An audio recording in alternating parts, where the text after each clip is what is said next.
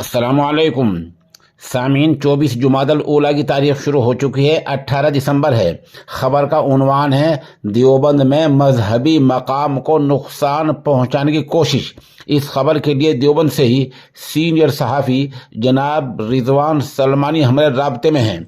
वो बता रहे हैं कि देर रात नशे में धुत होकर एक नौजवान ने देवबंद में स्टेट हाईवे पर वाक़े एक मजहबी जगह को नुकसान पहुंचाने की कोशिश की। वहां मौजूद लोगों ने नौजवान को पकड़कर पुलिस के हवाले कर दिया।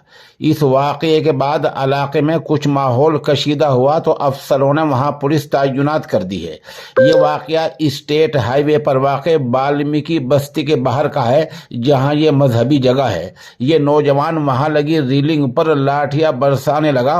रीलिंग पर डंडों की आवाज़ सुनकर आसपास के लोगों ने मौके पर पहुंचकर उसको पकड़ लिया और पुलिस के सपुर्द कर दिया। नशे में धुत नौजवान का ताल्लुक दूसरे फिरके से होने की वजह से माहौल कशीदा हो गया था। कोतवाली इंचार्ज HN सिंह ने सहाफियों को बताया कि नशे की हालत में नौजवान ने माहौल खराब करने की कोशिश की थी, जिसको पुलिस ने हिरासत में ले लिया है और लोगों को समझा बुझाकर घरों पर भेज दिया गया है।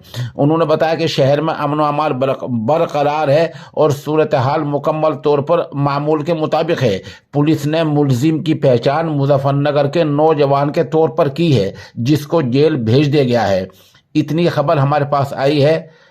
नाम, मकाम और दूसरी चीज़ों को दस्तूर की वजह से मख्फी रखा गया है।